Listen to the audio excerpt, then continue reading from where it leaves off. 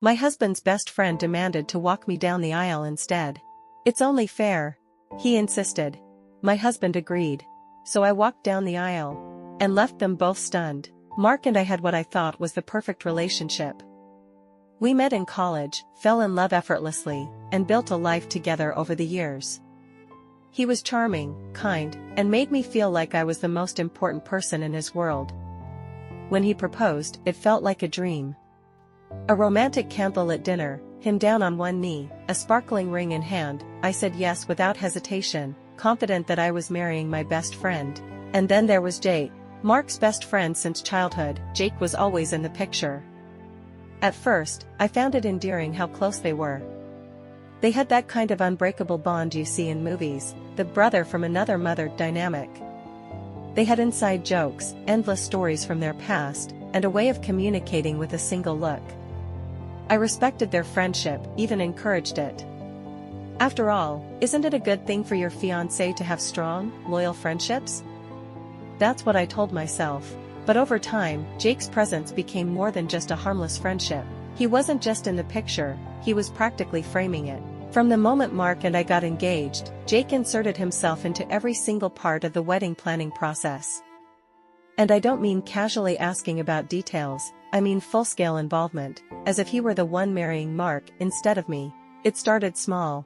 "We should have the wedding at the country club," Jake said confidently one evening when Mark and I were discussing venues. Not suggesting, stating. I laughed it off, explaining that we already had a few locations in mind. But before I could even finish my sentence, Mark nodded enthusiastically. "Oh yeah, that would be a great idea. Jake's family has connections there. Maybe we should check it out." I let it slide. It was just a venue suggestion. Nothing serious, right? Then came the color scheme. The floral arrangements. The music playlist. Every decision I made, Jake had an opinion on. And not just an opinion, an expectation. If I wanted soft blush tones, Jake thought bold navy and gold were more elegant. If I mentioned a string quartet, Jake scoffed and insisted a live band was the way to go. And Mark? He sided with Jake every single time. I tried to tell myself it was harmless. That it was just their dynamic. That maybe Mark trusted Jake's taste more than he trusted his own. But the more decisions Jake involved himself in, the more I felt like an outsider in my own wedding. One night, as I was looking over a seating chart, Jake leaned over my shoulder and smirked. "Make sure you seat me close to Mark, yeah? Wouldn't want to be too far from my best man." I looked up at him, confused. "But Mark hasn't even asked you to be best man yet." He just laughed. "Oh, come on. Who else would it be?" That was the moment I started to feel uncomfortable. It wasn't just the confidence, it was the expectation. Jake wasn't just acting like a friend supporting our wedding. He was acting like he was entitled to control it. And Mark? He did nothing to stop it. "Jake's just excited for us," he said when I finally brought it up one night, frustration creeping into my voice. "He's acting like he's the one getting married," I snapped. Mark just chuckled. "That's just how he is. He means well." And I let it go. Again. 'Cause that's what I always did. I let it go when Jake interrupted our date nights with emergencies. I let it go when he casually walked into our home without knocking. I let it go when he made subtle jabs about me stealing Mark from him. I ignored the way he constantly positioned himself as my fiancé's most important person. I told myself I was overthinking it. That I was being dramatic. That I was imagining things. Until the wedding planning took a turn I never saw coming. Jake's involvement in our wedding planning went from annoying to downright invasive. What started as simple suggestions about venues and color schemes escalated into him acting like he had equal authority over my wedding decisions. And worse? Mark never saw the problem. It was like I wasn't planning a wedding with my fiancé, I was planning a wedding with Mark and Jake. Every time I brought up something important, Jake had an opinion. And not just a casual opinion, he made decisions, as if he had any say in the matter. I wanted roses for the centerpieces? Jake thought they were too cliché and suggested orchids instead. I had my heart set on a particular dress style? Jake wrinkled his nose and said, "I don't know, Wouldn't something more classic look better? And before I could even defend my choices, Mark would nod in agreement. Yeah, babe, maybe he's right. Maybe he's right? I bit my tongue so many times I was surprised I hadn't severed it. I tried to talk to Mark privately, multiple times.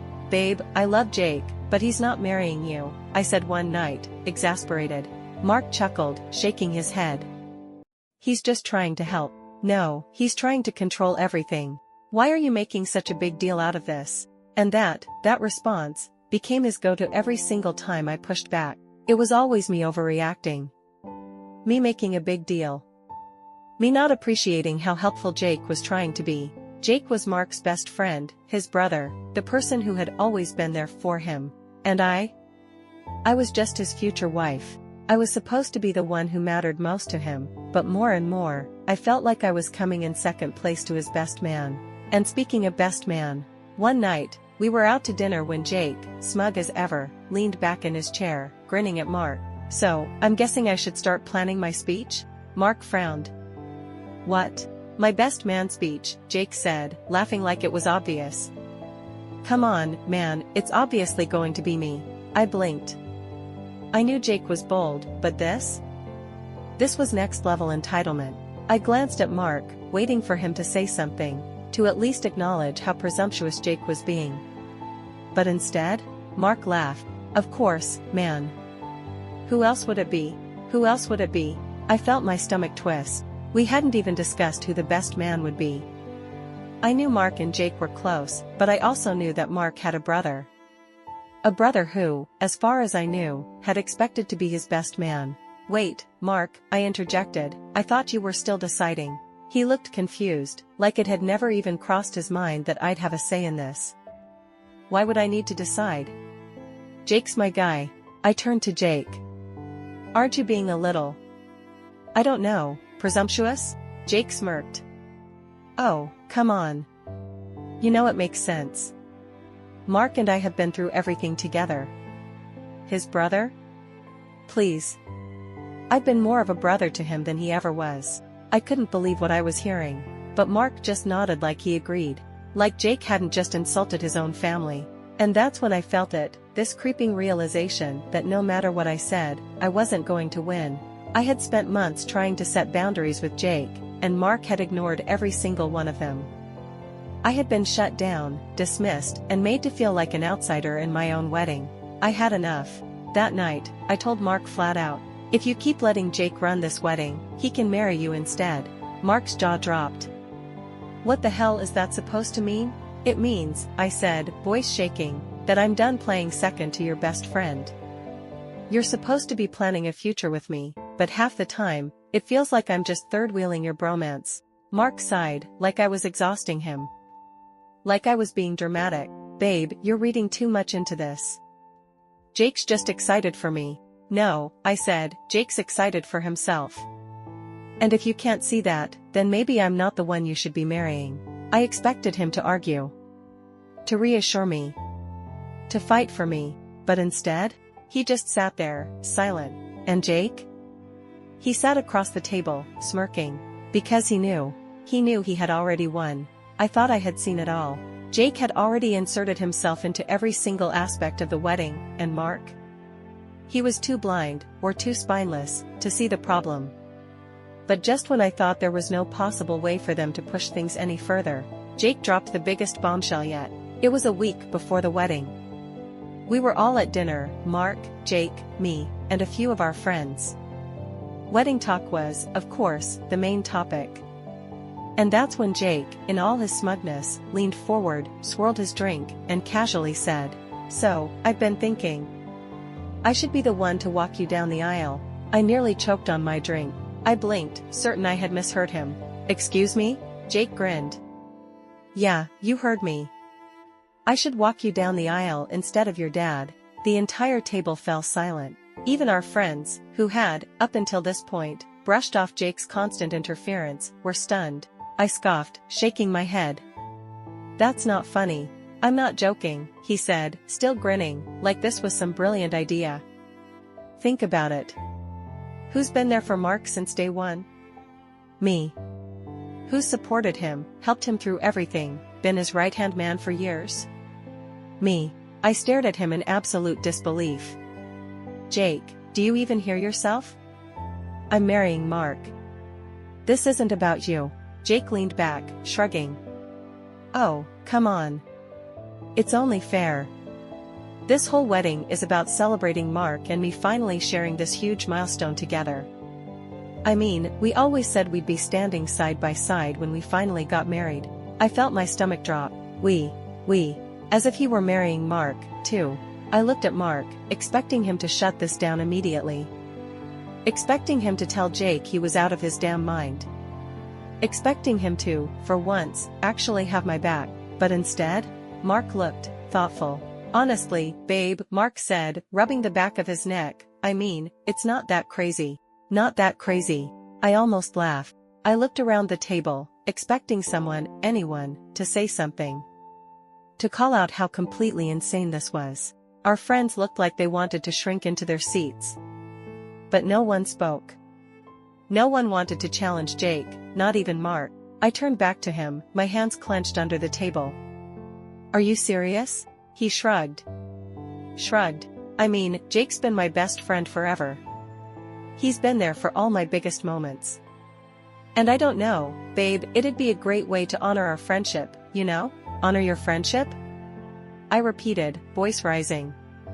Mark, my dad has been waiting his whole life for this moment. He's my father. Jake rolled his eyes. Oh, I'm sure he'll get over it. I turned to him, jaw clenched. Jake, I don't even know why I have to say this, but you are not my family. His smug grin faltered slightly. Mark, however, sighed and leaned toward me. Look, babe, this really isn't a big deal. I mean, at the end of the day, we're still getting married, right? That's what matters. I could feel every muscle in my body tensing. That's what matters? I echoed, barely able to contain my frustration. You think me walking down the aisle with my best friend instead of my own father isn't a big deal? Jake snorted. It's not like he's giving you away or anything. It's just symbolic. Oh, I wanted to scream. I turned to Mark. If you agree with this, if you actually think this is okay, then you need to take a long, hard look at who you're marrying.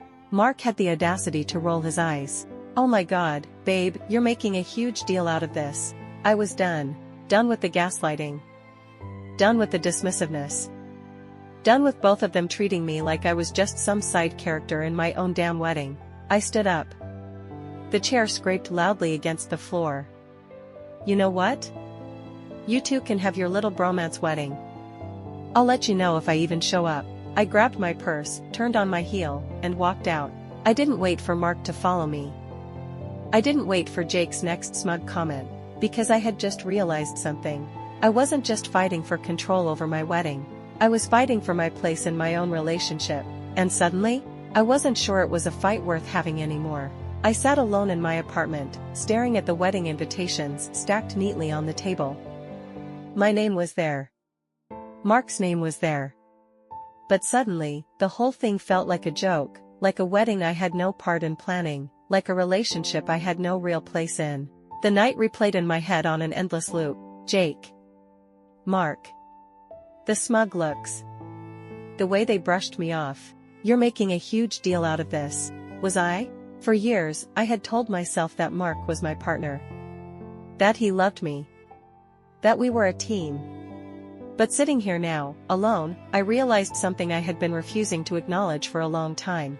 I was never his first priority. Jake always was. Jake had a say in our wedding. Jake had a say in our relationship. Jake had more power over Mark than I ever did. And Mark? He let it happen. All the little red flags over the years, all the moments I had brushed off as just how their friendship is. Every time Mark had let Jake's opinion override mine, every time I had to defend myself against two people instead of one, every time I felt like the third wheel in my own engagement, I had spent so much time trying to be understanding, trying to make excuses for Mark's behavior, that I didn't see what was right in front of me. Jake had been testing the limits for years. And Mark had let him. Now, here I was. A week away from my wedding. A wedding I had worked so hard to plan. And I couldn't shake the feeling that I was making the biggest mistake of my life. A soft knock on the door broke me from my thoughts. I sat alone in my apartment, my mom, staring at the wedding invitations stacked neatly on the table. My name was there. Mark's name was there. But suddenly, the whole thing felt like a joke, like a wedding I had no part in planning, like a relationship I had no real place in. The night replayed in my head on an endless loop. Jake. Mark. The smug looks. The way they brushed me off. You're making a huge deal out of this. Was I? For years, I had told myself that Mark was my partner. That he loved me. That we were a team. But sitting here now, alone, I realized something I had been refusing to acknowledge for a long time. I was never his first priority. Jake always was. Jake had a say in our wedding. Jake had a say in our relationship. Jake had more power over Mark than I ever did. And Mark? He let it happen. All the little red flags over the years, all the moments I had brushed off as just how their friendship is. Every time Mark had let Jake's opinion override mine, every time I had to defend myself against two people instead of one, every time I felt like the third wheel in my own engagement, I had spent so much time trying to be understanding, trying to make excuses for Mark's behavior, that I didn't see what was right in front of me. Jake had been testing the limits for years. And Mark had let him. Now, here I was. A week away from my wedding. A wedding I had worked so hard to plan.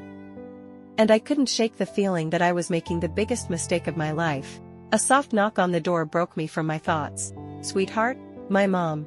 I hadn't told her about the fight. But I must have looked like hell, because as soon as she saw me, she frowned. What's wrong? I tried to shake my head, to brush it off like I always did. But the words spilled out anyway. Everything. The fight. Jake's ridiculous demand. Mark's agreement. How I had walked out and still hadn't heard from him. My mother listened in silence, and when I was done, she let out a deep sigh and sat down beside me. I need to ask you something, she said gently. And I need you to be honest. I nodded, throat tight. She reached for my hand. Sweetheart, do you really want to marry someone who lets another man call the shots in your relationship? I opened my mouth. Closed it, because there was no good answer. She gave me a sad smile. I know you love Mark. But love isn't supposed to feel like this. You're supposed to be partners. Equals. Not fighting for space in your own marriage. I swallowed hard, staring down at my hands. We'll support you no matter what you choose, she said. But I need you to understand, if you let this happen, if you let them treat you like this now, it won't stop. And you deserve better than that.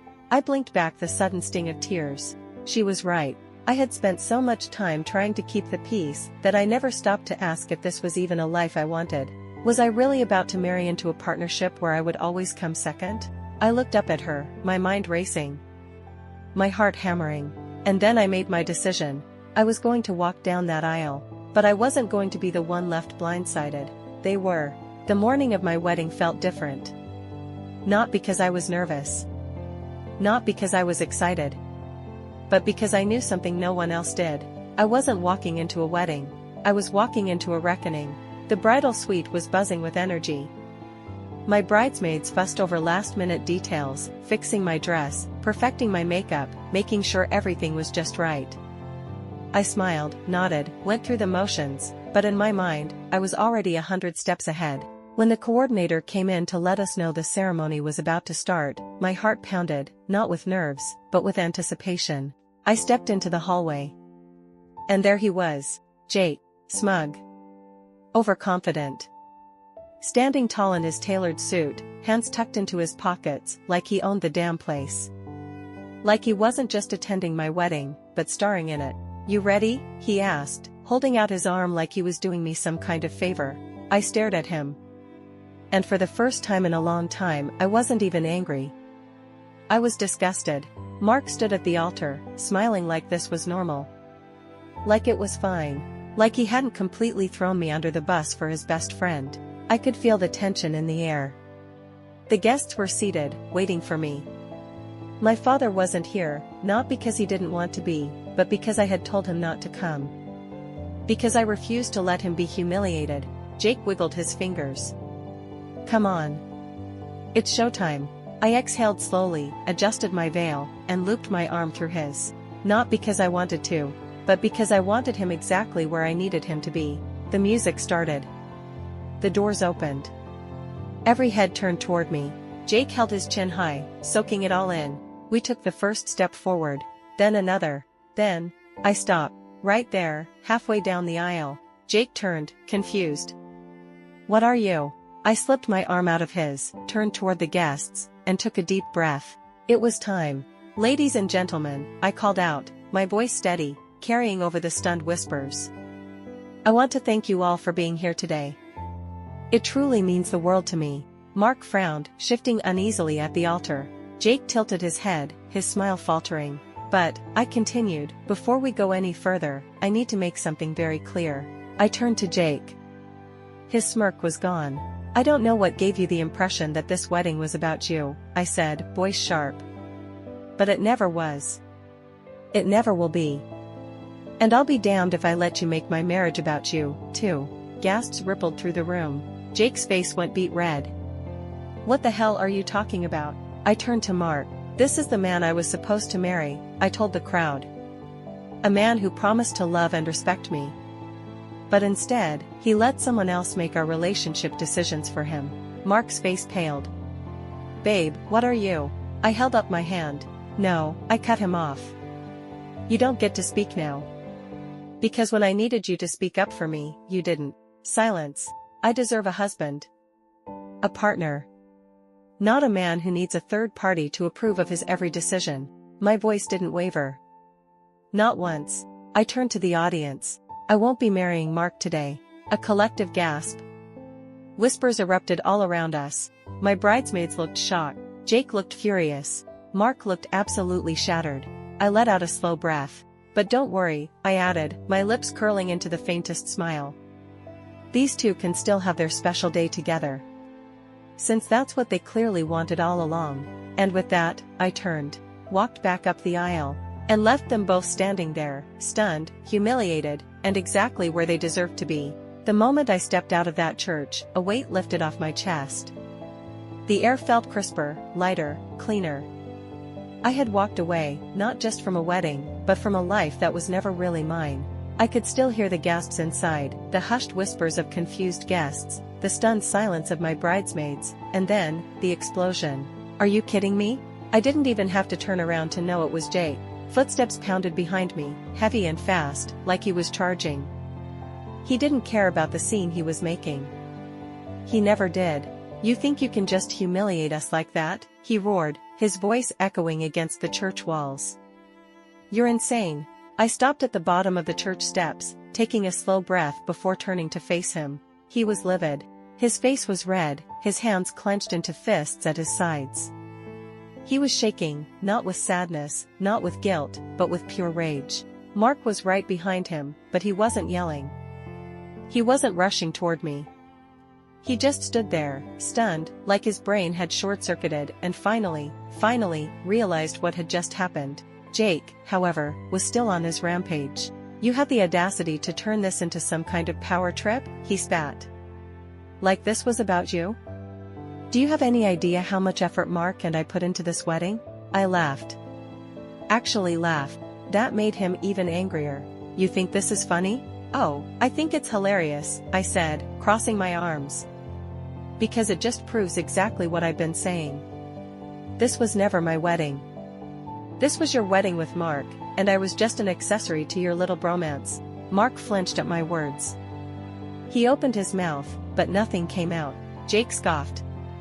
You're just bitter that you're not the center of attention. I tilted my head, eyeing him up and down. Jake, if you're looking for the most bitter person in the room, I suggest you find a mirror. His nostrils flared. His jaw clenched.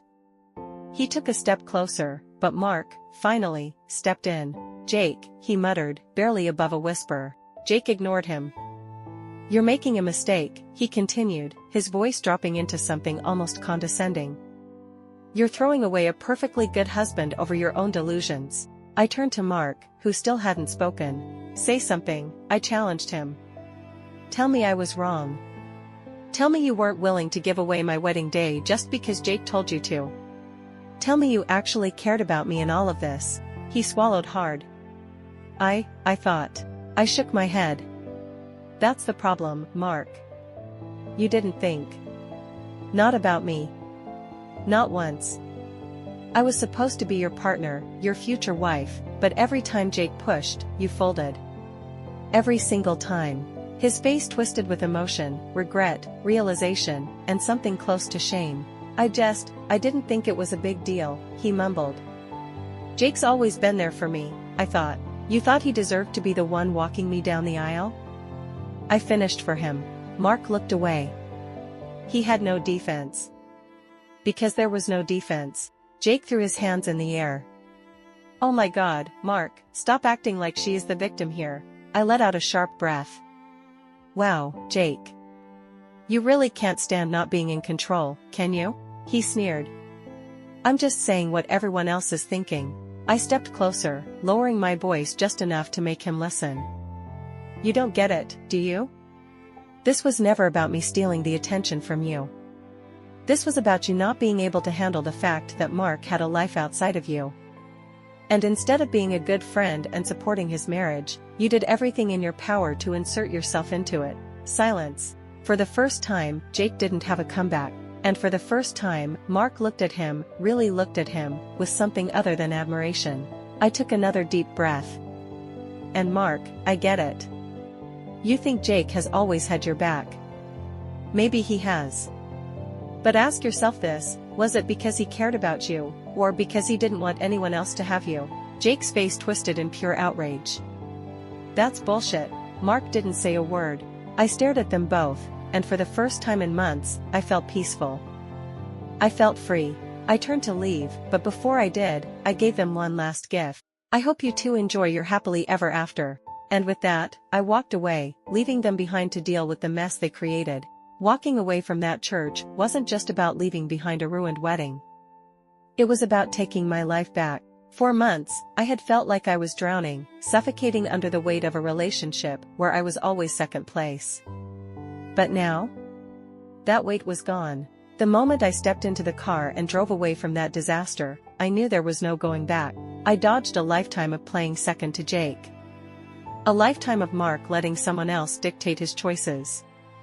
A lifetime of trying to prove my worth in a relationship where I was never going to come first. And the best part? I didn't feel sad about it. Not even a little.